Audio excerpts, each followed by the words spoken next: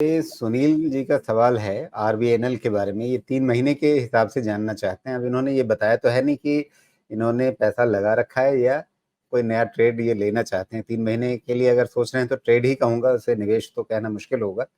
तो 3 महीने के हिसाब से आरबीएनएल ऊपर जाता हुआ दिख रहा है, नीचे जाता हुआ दिख रहा है, क्या रेंज रहेगा? 3 महीने के हिसाब से बड़े आराम से आप 220 का क्लोजिंग बेसिस पे स्टॉप लॉस लगाइए और होल्ड कीजिए। आपको मोमेंटम मिलेगा जब ये 270 के ऊपर क्लोज लेना शुरू कर देगा तब।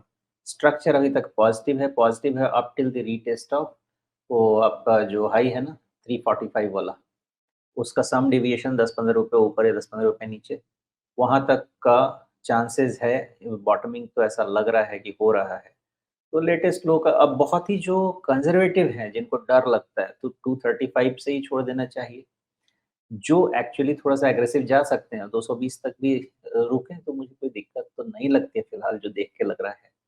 लेकिन ऐसा है भाई साहब कि बिना स्टॉप लॉस के वैसे भी काम नहीं करना चाहिए, इसमें तो बिल्कुल नहीं करना चाहिए। जी।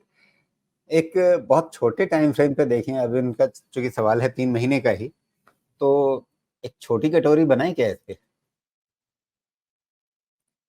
हाँ, बन जाएगी इस पे। अब इसको आप कटोरी बोलें या पता नहीं इसको क्या बोलेंगे, वो कई सारी कटोरी होती है ना, उसके नीचे वो गोला लगा हुआ होता है, कि वैसा वाला बनेगा।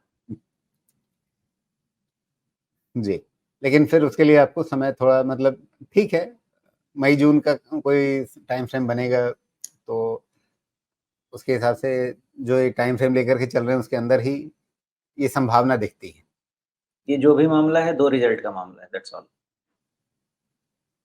2 रिज़ल्ट 2 रिज़ल्ट में तो फिर 3 महीने बल्कि 4 महीने का टाइम आप ले लीजिए यहाँ से, तब होगा।